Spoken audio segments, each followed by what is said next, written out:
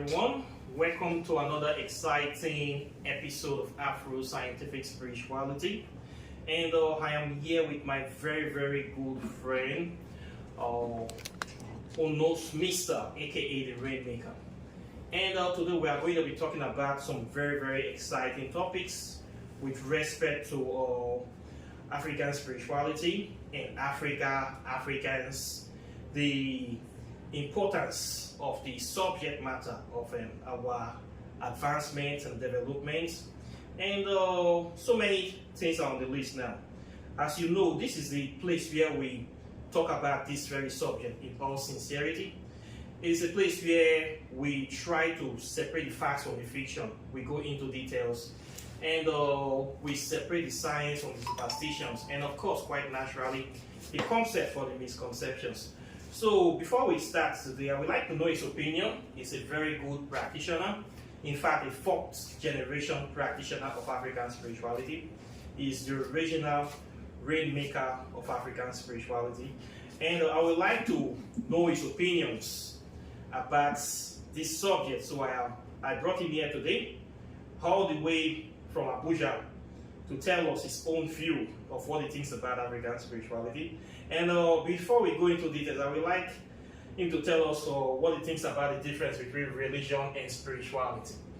Okay, religion and spirituality, they are two different, far different concepts, but most time it's being put together as one. Mm-hmm. People misinterpret it, misconceptions about spirituality and religion. Oftentimes you see somebody who is so religious to mistake the person for being spiritual, mm-hmm. and vice versa. Exactly. So simply put, religion is far different from spirituality.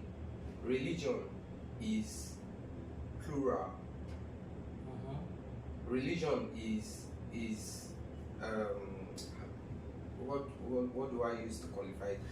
Is external, mm-hmm. while spirituality is internal, is personal. Unlike religion, that is not personal. Mm-hmm. Yes. Can we say religion is man-made? Yes. Okay. Fully man-made. Religion is man-made, while spirituality is not man-made. Okay. Spirituality is internal. Mm-hmm. It's not something that you gather for. It's personal. Spirituality is religion is man-made, can be formed majorly.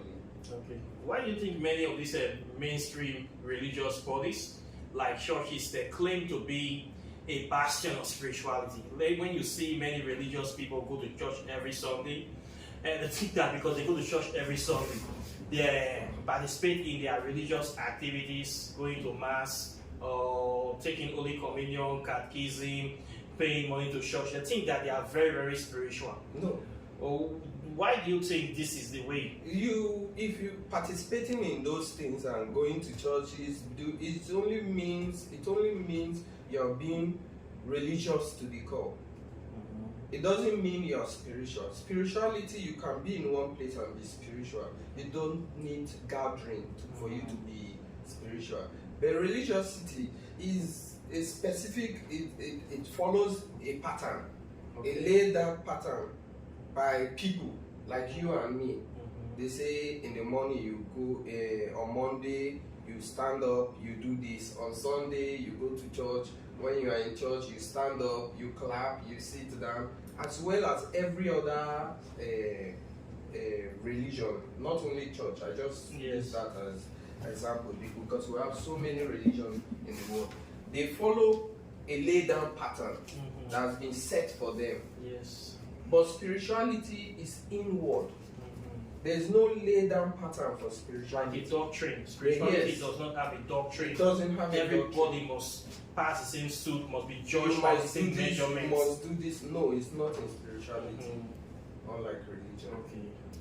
So I totally agree with you. But in Africa, it is the reverse. When these religious people see that somebody don't go to church, don't dress the way they dress, don't behave in a certain way, believe in what they believe, they tend to judge that person. as a person that is not spiritual. They call those people carnal. They call them pagan. They call them evil. They don't go a point to say that they already judge them that they must go to hell because they don't do the way they do. They don't believe in what they believe. This is the way they behave in Africa. So I want us to get that out of the way. And I want us to know about this essence of spirituality. They say little learning is a dangerous thing. Yes. You either drink deep or taste not. So when you see people criticize other people just because they don't believe or belong to the same religious sect they belong to, I personally see that as lack of knowledge, lack of exposure, lack of understanding. Because you go to your religious sect and this other person does not go to your religion, doesn't mean that person is less or higher than you. Yes. This is what falls into the category of what they call religious discrimination. Yes. Maltreating other people because they are not part of your religious orientation. We have a name for that. We call it discrimination. It's very, very rampant. Yes. And I think this is causing a major problem in Africa, taking Africa as backward. Like somebody said that the role of religion is to cause division, especially in Africa. We against them, we versus them, we trying to take them out, or we see them as the enemy. This is what is the difference between religion and spirituality. Spirituality is do your thing. As far as you are not hurting anybody, you are not doing anything that will affect the other person negatively, you are free. Sorry to cut you there. Okay. It's not just do your thing. It's do your thing according to the direction of the divine. Yes. That inspires you Yes. to do that thing. Yes. Unlike religion, that you do your thing according to the direction of your leader that asked you to do this. Exactly. That's one main difference. Again. Yes. Okay, I agree with that. Let's talk about rebranding spirituality to modern day realities. If you can know, if you practice African spirituality, we find out that the way we practice here in most places in Africa is a bit archaic, in the sense that our spiritual practice is not really, many of them are not in tandem with modern day spiritual practice or other religious systems. For instance, now, we take Christianity and Islam. When you talk about Christianity, the vision that comes to your eyes is the shape of a church. And in the church, what do you see in the church? You see pews, you see an altar, you see priests, everybody well dressed, all the instruments for the religion is inside. When you have a vision of a mosque, you see the moon, you see a mosque of Islam, you will see the imam and everybody inside. But when you say, after you take a picture of African spirituality, what do you really see in your mind? The average African, what do they see in their mind? They see somebody like a Babalawo, a native doctor that looks scary. Then they see forests. They see strange animals. They see things that will terrify or will scare somebody. They see smoke. They see some people see ghosts, maybe dead people, late ancestors. How does this tie in to the practice, and what kind of connotation does that give to the mind of people when you mention mosque, church, African spirituality? What images conjures in the mind of the average African? You know, there's this intertwined or misconception about spirituality, African spirituality to be specific, but I beg to use the word spirituality because there are so many races. Wherever you are from, you can term it as your spirituality. So we narrow it to African spirituality. Now, in African spirituality, aside from mistaking religiosity from spirituality, people also mix spirituality with tradition. That's another concept entirely. Tradition and spirituality, they are two different things entirely. So when people say, when they hear African spirituality, they start thinking about their tradition or the tradition of a particular sect. of ethnic group. No, there's tradition and there's spirituality, different from each other. So if you are, for example, you're somebody from Ashanti region in Ghana, you have your tradition, your traditional dressing, your traditional way of life, your traditional food and everything. Yes. Does not mean that your tradition is your spirituality. Exactly. If you're from Nigeria, or you're from the J, or you're from wherever part of Africa, the dressing, the traditional, the cultural attires and way of life is different from your spirituality. So until we just dissect, we'll go further to operationalize and tell the difference between spirituality and culture. Just as we can separate spirituality from religiosity, we should also be able to know the difference between spirituality and cultural belief. Then we can now separate spirituality from it, and then we'll talk about spirituality. Now, I talk about Nigeria, for example. I give an example. You see somebody will say, in my place, we used to wear this clothes. If we don't wear it, the gods will be angry. Now, tying your cultural dressing to your spirituality, yes, the gods will be angry. That is not your spirituality. Exactly. That's just your culture. It's your tradition. Your tradition. Your traditional ethnic beliefs. Now we have an issue. Most so-called conventional traditionalists, they think that traditionality is also spirituality. There's another misconception there again that I see. Yes. That if somebody is very, very traditional, they wear traditional clothes all the time, they eat traditional food, they speak the language, they attend cultural ceremonies. Many people think that they are spiritual, but they are not. They are very far from spirituality. But when you tell them this, they will not know. That most people classify traditionalists and spiritualists in Africa.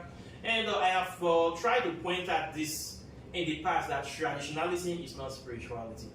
But most people fail to understand this. How do we actively separate traditionality from spirituality? Okay, you know, over time, tradition is formed. Yes. Over time and space, tradition is formed. When you see people start behaving in a certain pattern, or dressing in a certain pattern, or eating in a certain pattern, over time, from generation to generation, it becomes a tradition of that particular sect of people. Spirituality is your ability to commune with the divine, your ability to communicate with the divine and receive messages from the divine. That is spirituality. Now, if I know how to dress so well like my people, I know how to prepare my traditional food like my people, I know how to walk like my people and speak the language like my people, dance like them and do everything like my people, doesn't mean I know how to commune with the divine. Doesn't mean I've grown myself to the extent that I can tell that I can receive message from the divine. I don't know if this point clarifies the differences. Yes, I am glad that you have been able to expatiate on this very, very well, because this is another misconception: traditionalists versus spirituality. Traditional people, especially in the rural areas, a lot of them think they are spiritual because they know. We see some people in post that I am a real Soso man, I am a real Yoruba man, I'm a real Hausa man, I'm a real Igbo man. But when you find out what do they really know about their spirituality, they have zero knowledge. They only know the language, they only know the food, they only know the dress. But when you talk about the core spirituality, the ancestors, the spiritual practice, they know nothing about it. And these people will be very proud to express themselves. Even currently, in our contemporary days, when we see people of down south of Nigeria, you see there's this sect of people, Igbe. whenever we see the Igbo people, we think, they are spiritual people. No, you can be an Igbo person and just be a religious person. Exactly. Because Igbo is a religion. Exactly. It doesn't mean you are spiritual. It's just a religion, just like every other religion around the world. Yes. So you can be in a religious sect and you are not spiritual. Exactly. You cannot be in a religious sect but you are spiritual. Exactly. Even more than those that are in Exactly. one religious sect or the other. Yeah. How do you think we can adapt our spiritual practices to modern times? Because for my own research, I have been able to understand that there's a direct relationship between science and spirituality, and I have dedicated my life work to show that connection. Based on my written work and based on my observations, I see science as that aspect of spirituality that have been discovered by modern day scientists, and policies have been formulated to show you the raw evidence. And I see spirituality's practice as those aspects of science that have not yet been fully discovered yet. And I see that adapting spirituality to modern day realities means that you have to use your spirituality to create solutions that will solve problems for this modern day reality. So in my own view, I see scientists, real scientists, as very, very spiritual people. I see real engineers as very, very spiritual people. And I tell people these things. We say the spirituality is practicality. You cannot practice spirituality in isolation of applied knowledge. You must apply that your spiritual knowledge to solve solutions in modern day realities. But yet, once again, we see a lot of religious people claiming to be spiritual people, and they don't provide any solutions to modern day solving of problems. And when you call their attention to this, they will point that you are not God, that you should leave it for God. Well, how do you juxtapose this kind of thing? That's a long question you yes. asked about. But the thing is, spirituality and science is a broad topic that is still being debated upon, is still being researched upon correctly. Spirituality is so vast that science cannot even comprehend it in full.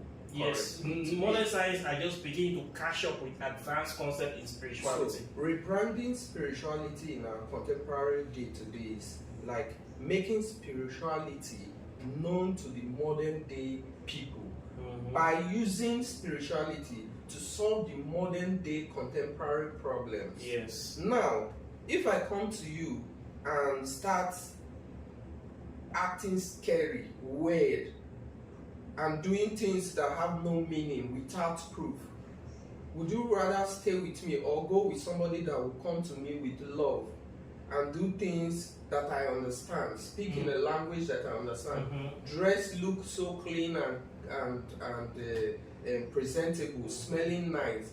Who would you rather go with? You rather go with the person that presents itself with love, smells nice and looks good, rather than the person. Today, we see African spirituality, people don't want to identify with it because of some of the practitioners, not all the practitioners, some of the practitioners. You see them, some are still in the bush, some are still living in the aspects of reality. Isolated themselves. So you're coming to me looking haggard, smelling somehow, bringing some kind of things, and you will expect me to obey or believe or follow you. No, you see let me give an example. I don't want to call any particular religious sect today. Other religious sects, you see how they package themselves. You see how they look good. You see how they preach to their followers. You see how they convince them with love, telling them that your problem can be solved. Not scaring them away. Exactly. Today we see African practitioners scaring people away, saying, if you do this, you die, thunder will strike. This, I have a problem and you're adding more problem to the problem, and you expect me to identify with you. No. But in reality, spirituality is far from that which they are presenting. Exactly. African spirituality, to be specific, is way, way far from that which some practitioners are presenting to the people. That's So right. not until the practitioners rebrand, repackage, know how to present themselves outwardly to the people who want to re-identify with Yes. their roots. Because so long as you are African, either you like it or not, you are an African and this is your roots. Exactly. Okay. Some of the reasons that I also see pertaining to this is one is that most of the practitioners, many of them have negated the importance of updating their knowledge base. Many of them feel that the way their forefathers did certain things is the best way, and they have come to be like a relic of modern day times, that they don't want to adapt modern day applications to their own practice, to evolve it. As a result of that, they are stagnant, they are static, and they are now retrogressing. Instead of progressing, they are going back. Nowadays, right now, we are doing this video now on the internet, and this video will be loaded online, and people all over the world will watch us discussing this very topic. A lot of practitioners will say that for you to talk about African spirituality openly is a sin. It's not good because it will let foreigners to know about it, and foreigners are not supposed to know anything. That if anybody wants to know, they should come in for initiation before they can be led in that what we are doing here, we are exposing secrets to people that don't deserve it, blah, blah, blah, blah, blah. A lot of these people don't even want to share any kind of knowledge to the outside world. A lot of them also too, they are afraid that if they share knowledge that they will not have anything to hold on to. People will not give them money for anything because they cannot be able to survive. And also too, a lot of them suffer from lack of the funding. Many of the so-called practitioners, we see most Africans, as you rightly say, don't want to identify with African spirituality because the way most of the native spiritualists present this is a scary way. Many of them are likened to semi-illiterates, stark illiterates, or just spiritual illiterates due to the corruption of African spirituality by, how will I say, people that have selfish orientation. There have been a lot of corruption, a lot of superstitious belief have been added to African spirituality, that when an outsider or somebody wants to come in, he just cannot understand what is going on. It's like going to the practice, you have to lose your marbles, and you have to become like a slave to whatever is added, or you're just exposing yourself to all kind of negative, all kind of energy that is added, and it's not supposed to be so. It's supposed to be clear, precise, understandable, adaptable. When people look at African spirituality, they're supposed to see hope inside. They're supposed to see solution, guidance, not the distortion of fear, whereby a spiritualist will be threatening you that deities are going to strike you with a thunder or something if you do not listen to them, if you do not do what they want you to do, or you don't do this in a certain way. This is threatening people to practice. That's why it will scare people away. That's why we're out here conscientizing people, telling them to be spiritual instead of being religious. Just as we have good and bad, we have deviants in the society today. In African spirituality, we also have deviant practitioners. Yes. People who sell their selfish interest in the name of African spirituality, which ought not to be so. Exactly. Now, tell me, if, for example, okay, let's just leave the example from this for now. If you're a practitioner and then you're spiritual, you will be able to discern and know the real from the fake. Yes. Everything on earth has real and fake. Exactly. As African spirituality is not exempted from that. If you are personally you're spiritual, you should be able to discern real from fake. And if at the point you can discern which one is real, which one is fake, if you know what tradition is, what spirituality is, the moment you see somebody practicing his tradition you know that this is not spirituality. Yes. This is your tradition you're practicing, and you are trying to sell it to me. No, spirituality is not to be sold. Exactly. It can't be sold, rather. It cannot be sold. Yes. Spirituality has been given freely.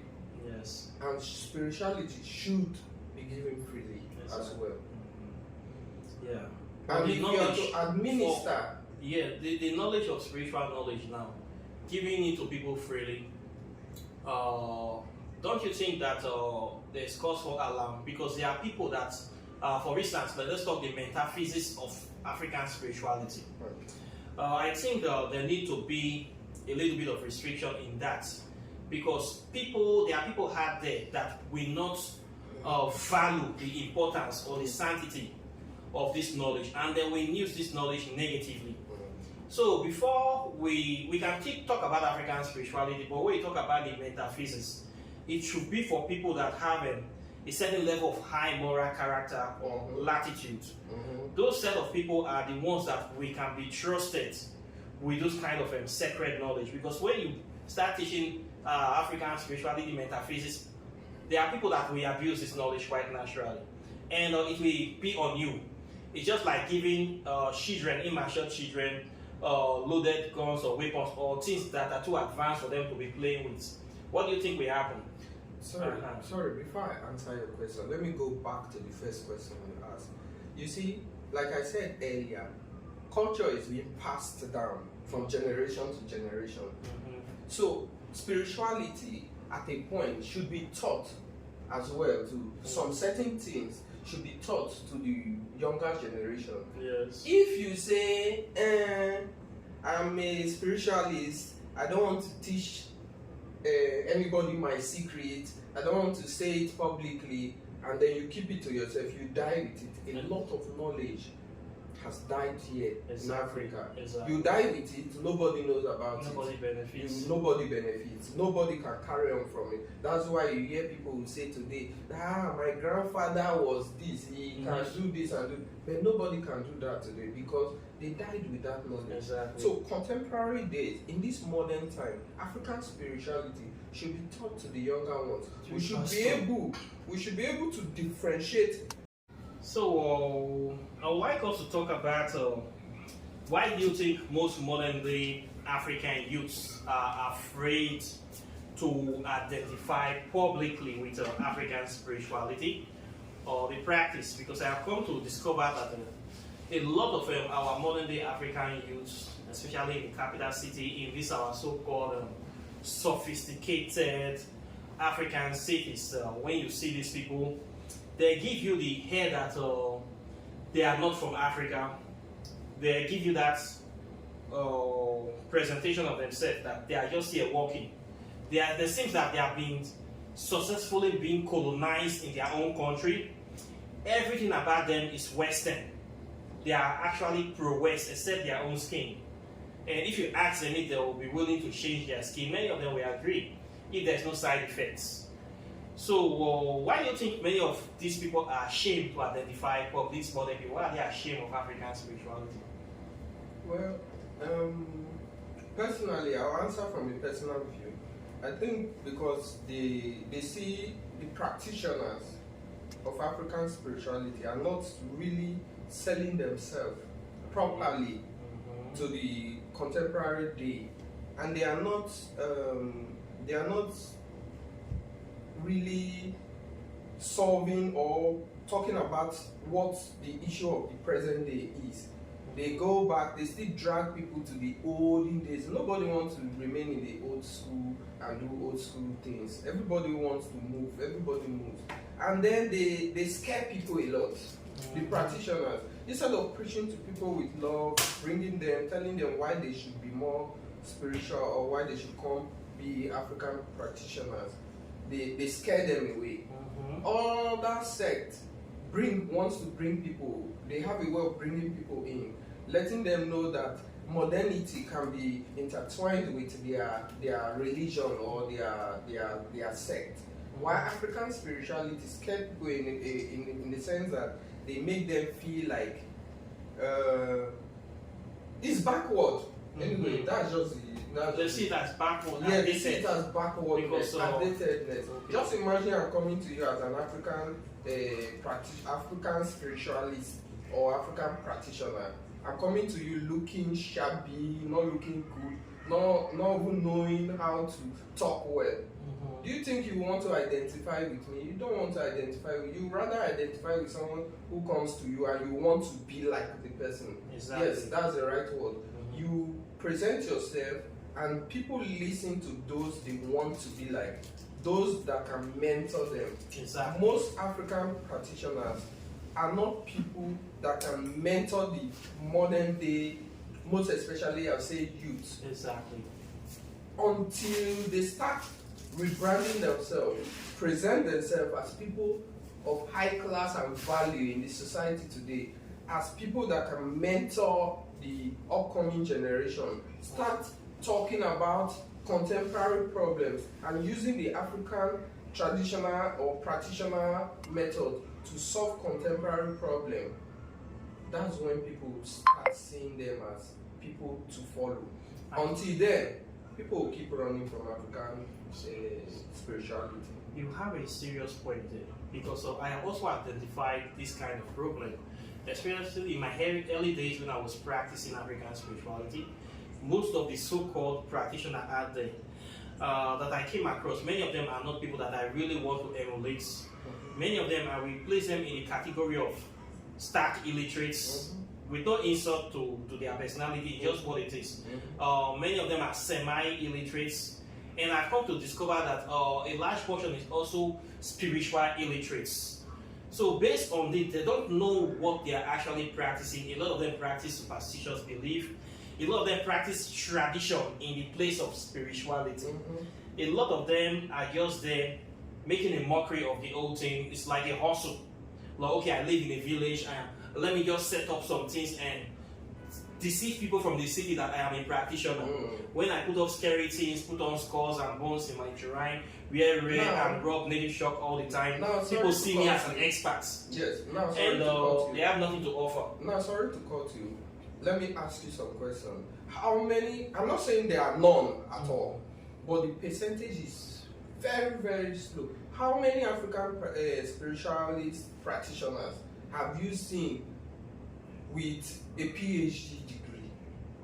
I will say less than 1%. How many do you see going for conference in different places and holding conference in place of high value? How many do you see holding high political positions or positions in their society that will mentor the youth? How many? Almost less than 5%. They are in the bush, most of them. Yes, in the villages. People will listen more and follow those they think they want to be like. Exactly. Most especially the youths today. So I don't want to be in the bush. Yes, me too. I don't want my son to be in the bush. So they'll rather listen to those people they see on TV, those people they see of high value, well educated, they want to be like them. This person is a professor, this person is this, and is an African. We just have few of them. I don't want to mention names, but in Africa today, Nigeria to be specific, I believe we cannot even mention up to 10. You are right about this. This is why in other sects you see people of high value, professors, this, of all places that can mentor the youth, that you even be comfortable to sit and speak with without not trying to vomit from the smell coming out from the person. So if African spiritualist practitioners today wants people to listen to them, wants people to follow them, they should rebrand and come out of. You're right. They should be able to present themselves in a more acceptable manner. I have identified these issues with a lot of them, and I have bring up the topic that many of them need to upgrade their practice. And to my chagrin, a lot of them are upset. They claim that talking about it publicly diminishes the power. It exposes people to the practice that every day. Some people believe that they come from a bloodline of the gods whereby everybody that want to learn must be initiated into it by them. Some also believe that it is for only them to have the right and authority to bestow this knowledge. Some of them believe so many funny things. What they are doing is just trying to gatekeep this practice, and their own gatekeeping and secrecy is also aiding to the destruction of the practice. And I have come to realize that many of them need to upgrade, and if they don't upgrade, they will die their natural deaths. I have already seen many of them suffering from serious poverty. I know a lot of practitioners that have been claiming to be practicing for over 40, 50 years. They cannot even afford a car. Many of them are still using leg, using treco till now. And you want people to follow them. No way. They practice 40 years, 50 years, they never buy a motor. And they want to make people come follow them. They not even get this. You're talking about mentoring. Many of them are not even interested in mentoring. Even writing things down, they don't. So I have come to realize that a lot of these people, they have issues. And until these issues are addressed openly, a lot of youth will run away from them. Now I have come to say, okay, how do we rebrand this? First of all, they need to present themselves. They need to be educated with whatever modern day educational system that is here. You must educate yourself to a level of reading and writing, at least to be able to explain what you are practicing. Many of them cannot explain this. I talk about, okay, writing books. It's a way of making people understand your spiritual practice. Yes. I have told many of them that if you're a real practitioner, you must write about the subject because it's very, very important. So when people ask you, what do you practice? You should be able to explain and express yourself and have materials that show people to point them in the right direction, that this is what the practice is about. A lot of them are lacking in this process as well. And also too, modernizing. When you go to most of the shrines, as you say, so it's quite a smelly place. They don't clean the place up. And many of them are not properly funded due to what people see that it is not important because they don't make it important. A lot of these practitioners have not been able to at least try to modernize their shrines and temples to like the way churches and mosques are. When we put modern instruments there, you will put chairs for people to sit down, you will paint the place, you will make it comfortable, that you will make it cool, so that people can be able to say, okay, we can identify, this is our, when we say this is our temple, when you can point it to people and people will be proud of it.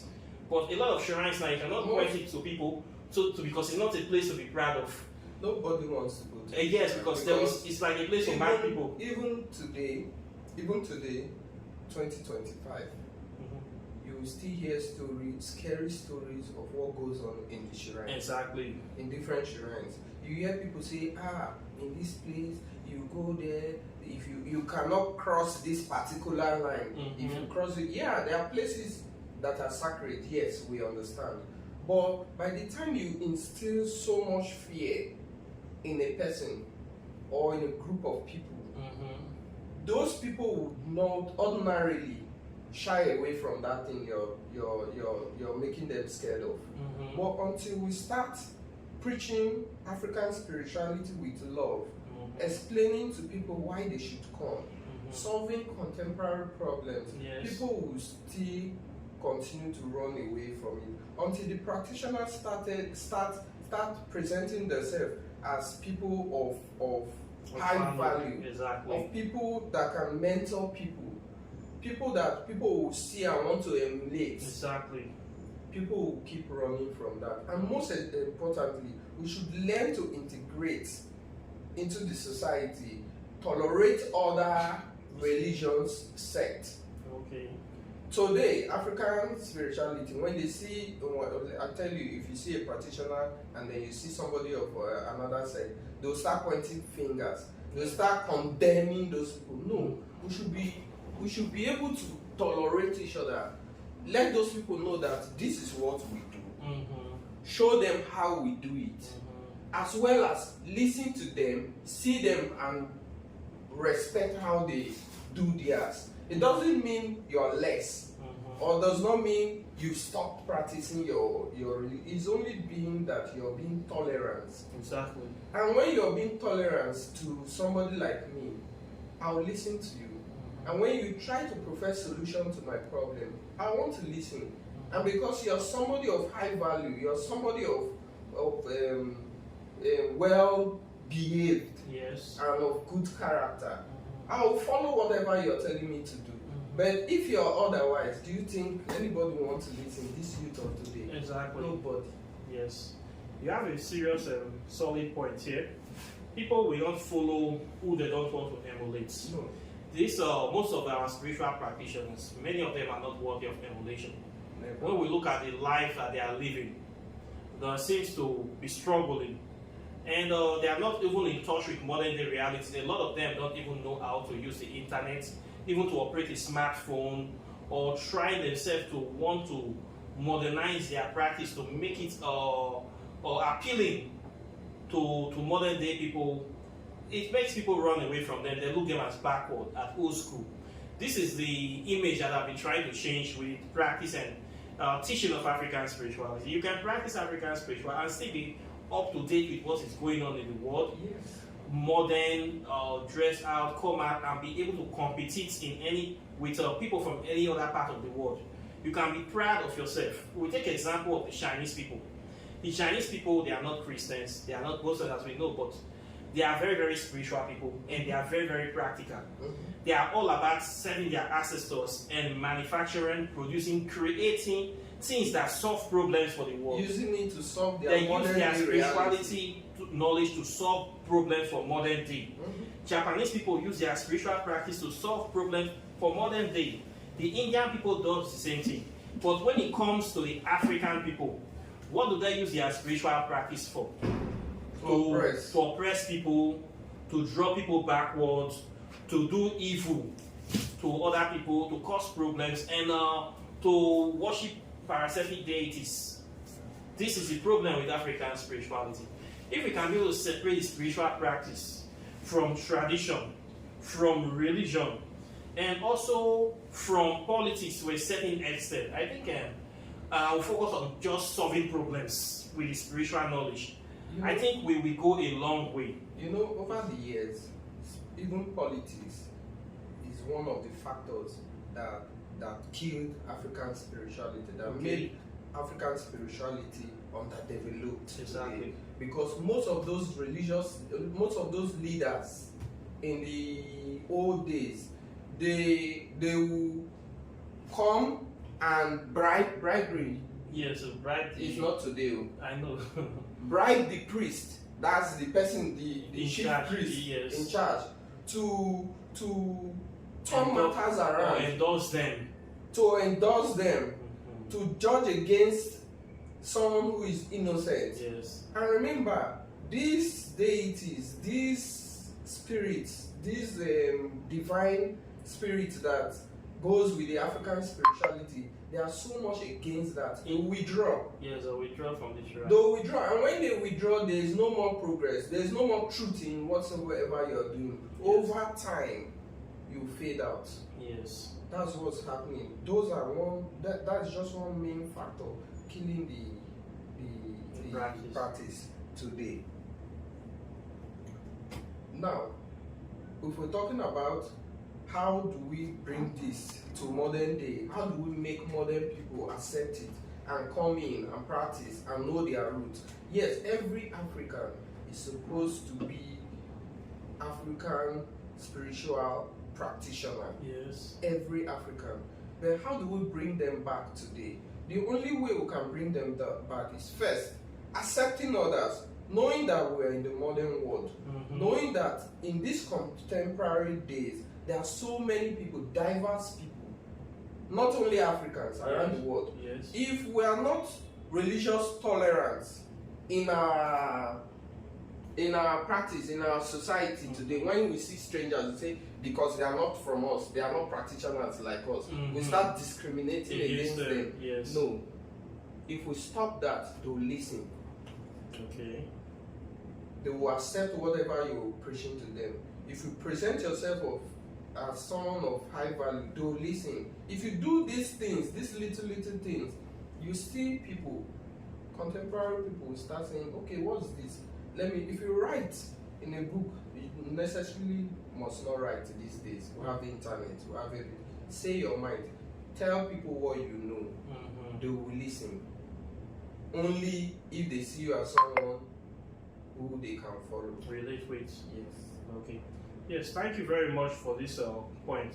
So what we have been able to understand is that tolerance is very, very important to advancing the practice, and also to presenting the practice as a thing of value by being a physical example for people to emulate.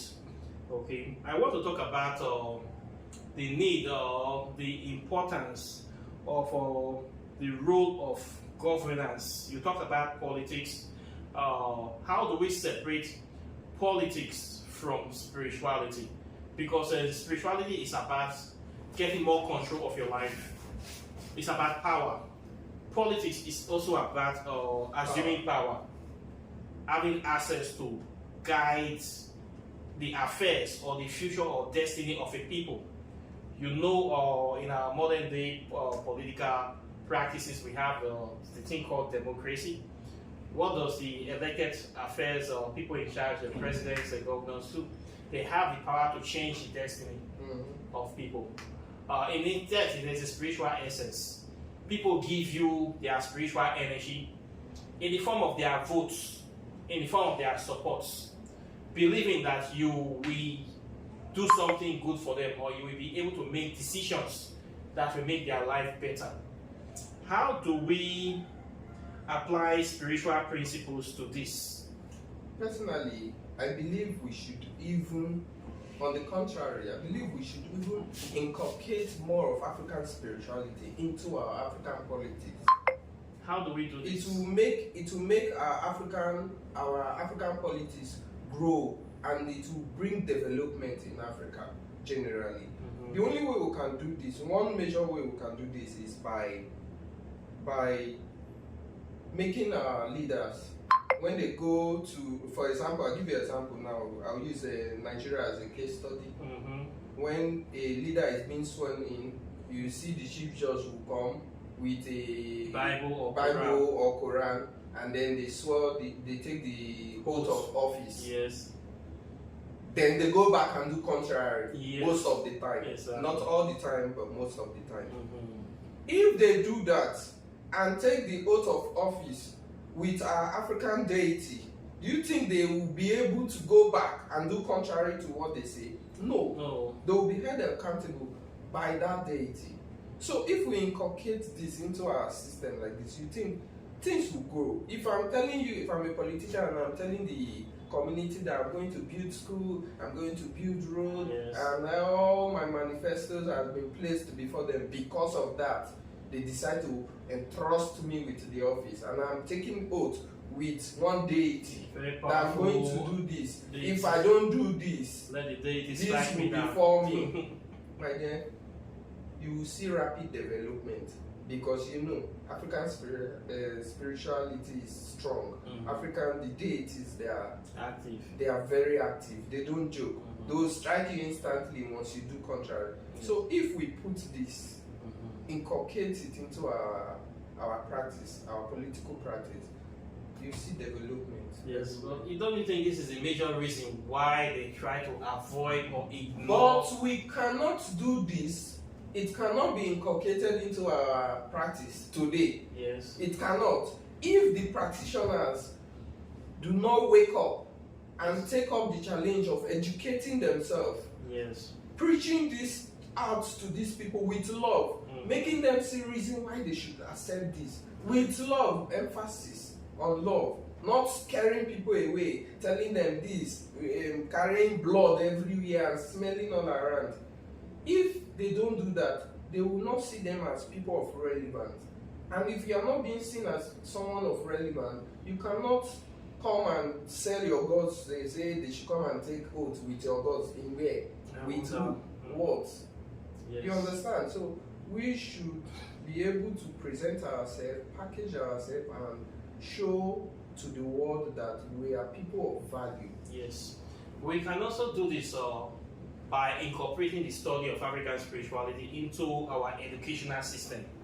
If you look at the African educational system, you will find out that they study everything except their own history, and history is just pre-colonial history.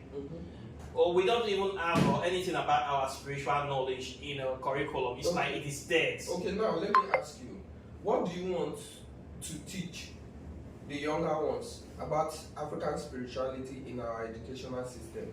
Because what's being preached out there is used to oppress. Yes. African spirituality is for oppression, is for underdevelopment, is for bringing injustice to people. Until we correct those things and put them into groups and let them know that no, this can also be used for this. This can also be used for this. The other day, there are books, spell African spirituality spells, African spells in books. If you were able to prove that if you put A and B together, it will give you this formula. And then somebody from even the North Pole puts A and B together and it gives that person that same formula. Then the science has come in. Exactly. Then it's been proven that okay, this thing actually works. Yes. Then it can be taught. Then it can be passed to the younger generation. This is what we are doing now. But the problem is that you only get this knowledge from certain practitioners that are in the practice. You don't have it mainstream. We don't have it in any of our government institutions. We don't have it in the primary school, secondary school, certainly university level. It is absent. The only way for you to learn African spirituality right now is to find a good practitioner that is willing to teach you. Part of the things I do online is to teach this African spirituality, because I discovered that we have very, very few teachers out there, that people that really know it. And I discovered that it is a challenge for people that even to want to learn, they don't have anybody to teach them. Most times you see people online offering to teach them. They're not going to teach, they just say they're offering, they're selling initiations. And initiations is supposed to be kind of registration. It means to begin, to start learning African spirituality. And then they ask you to pay a large amount of money for initiation, and then these people pay this money, and they don't teach them anything. So this is what we get. So I discovered that there's a big gap in the transfer of knowledge of African spirituality. And that's okay, I will try my best to see if I can be able to do something about it. So that is how I become a teacher, and I have taught so many people over the years. And I am still learning. I have gone very advanced, and I teach people on a regular. I have come to realize that a good way for this knowledge to be disseminated in Africa is to find a way to put it into our educational system, like primary school levels. Young students can be taught about our African gods, deities, all the principal deities and what they stand for. That could be on primary school level, so that they will be familiarizing themselves with these deities, know that we have ancestral deities that are very, very important. And in secondary school level, they can teach them a little bit about African spirituality practice, maybe libations and metaphysics of African spirituality. Then when they get to university, they already know what it entails, and they can choose to say, okay, I want to major in it, and I want to connect more to my motherland because I know this thing, I have been taught the basic of this thing. So the way they see a shrine, they don't see it as a place of evil. They see it as a place of communion with their ancestors, and they are proud to identify with it because they know what goes in there. Like when you see Chinese people, they don't play with their altars and shrines. Japanese people, because they have been taught about how the Japanese people came about, who their enemies are, who their friends are, and the role of their spiritual practice, and they make sure that their life is centered around the spiritual practice. Yes. But in the case of African spirituality, Africans, their life is not centered around their spirituality. Their life is centered either in Muslim or Christianity, and they see their own spiritual practice as the enemy. But the truth about these religious sects you just mentioned now is they don't sell the religion to the public by telling the public the negative side of those Exactly, religions. yes. If you check the Bible today, you see there are wars and wars and wars recorded there. By the Israelites against innocent Same people. goes for the other religion you mentioned now. Wars and wars recorded there. But when they want to sell this religion to the public, they don't tell you about the war, how They come as a religion of peace. As a religion of peace, as a religion of love. We, the African spiritual practitioners, should be able to sell this to the public, telling them the positive side of Yes. this religion, telling them what this religion can actually do for the them, spirituality, how this religion can help improve their health, life. improve their life in terms of everything. But today, not today anyway, proud today, you see these practitioners, they only sell the action part, the part that where the gods will kill you if you do this. What would the gods do for me if I do the positive side? They won't talk about that. I wonder. So until we stop selling the negative side and start promoting the positive side and letting people know that these things can be used positively instead of destructively, yes, we'll keep dragging our feet and wanting to know how to find our feet. And people like you that are teachers already of this African spirituality should be able to organize conferences that will bring people together where they will be reconscientized, teach them about like revitalize, yes, or the faith. Eventually say that the faith is like, yes. Telling them the positive side, what it can be used for. You see, from there, people will go back and then they'll start thinking. People will start thinking, this thing is true. So if I do this, I can actually get this. You see people running from their deity from the village. Oh, I can't go to this village because when this person went to the village for burial, as he came back, the legs started to swell, he died. Yes. Those are the things we will never hear how this person went to the village and things were not going on well for him. And when he came back from the village, things started going on well. We only hear that in Africa. We don't hear it from Chinese people that when they go to their village, they get struck down by evil forces. Yes. We don't hear it. It doesn't happen in China or Japan. Even in our movies, our movie producers also, they are also one sector that should be Nollywood. Should be reorientated. Yes. Because you see in the movies, this Nollywood is when somebody is being oppressed, then they will bring somebody, they will now pray. The African gods always is the bad guy in the movie. They are the evil ones. Yeah, they are always the evil one. Yes. There's never a movie where the African gods is even the actor or the protector. Exactly. Selling the African spirituality in a bad light. Yes, I think those movies are actually act by closet Christians to promote Christianity to African people, that Christianity is more superior than African spirituality. And African spirituality have been bastardized so much that you see these movies keep showing of blood money rituals, evil or human and African sacrifice, that African spirituality is all about that evil stuff. I used to tell people that these things that they portray is not African spirituality. This is pure wickedness. African spirituality is not killing people, doing human sacrifice and all those nonsense, joining evil secret societies. All these are just bad vices that are used to poison African spirituality. If you look the real society, people that are really perpetuating the evil, they don't even practice African spirituality. Never. Most of them are Christians. And these people keep doing the evils in real life. People that are invading other people's countries, stealing natural resources, they don't practice African spirituality. We really cannot point fingers at the Christians or the Muslims. Yes. Because other religious sects, they are all, in fact, my opinion, all sects in the world have bad and good side. Bad and good. The only reason why we see more of Christians doing those bad things here, because I believe in Africa, is more of Christians that are living here. Yes, than if not others, they do the same thing. Bad people everywhere. You have a point there. So I actually agree with you, and it's very, very important that we talk about these topics so that we can improve on African spirituality and modernize it to adapt it to modern day reality, so that youth of nowadays, they can embrace it, they can see reason with it, and to the point that they want to identify with it.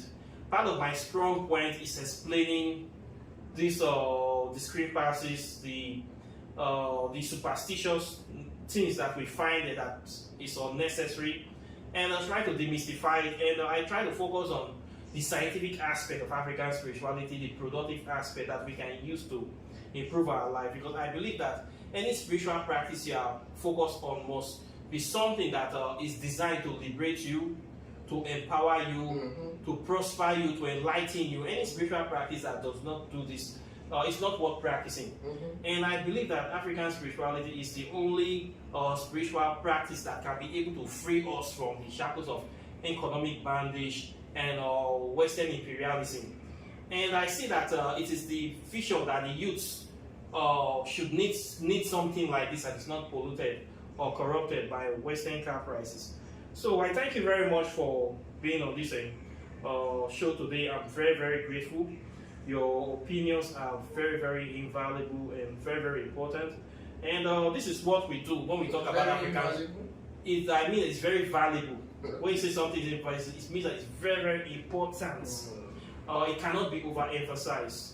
And I'm happy. When we talk about this subject, we bring awareness to it. That's why I can never stop talking about it. We bring awareness, we bring people to show interest, and we actually doing the work. Because they say a problem shared is half solved. Yes, half solved. So the youths need to understand this. And we need to prepare for the next generation. It's not this generation. And the needs, so when religion has failed them, they will look for explanation. And then we see people in African spirituality that have been waiting for them. And then we see that people that are practicing are not different people. They are not in the bushes. They are modern people like me and you that understand what is going on, very aware of the things that are happening in the world right now. And we live in our modern life, and we still practice our spirituality, and it does not affect us in any way that we have to dress in a certain way or behave in a certain way. No, it is pure scientific. Again, it doesn't mean because you are an African practitioner, African spiritualist practitioner, does not mean you be someone that will sit in one shrine and be doing some libation, incantation, for mornings and nights. This spirituality cut across all sectors. Yes. There are medical practitioners who would not use orthodox medicine to heal you. They will use traditional medicine to heal you, using those herbs and everything.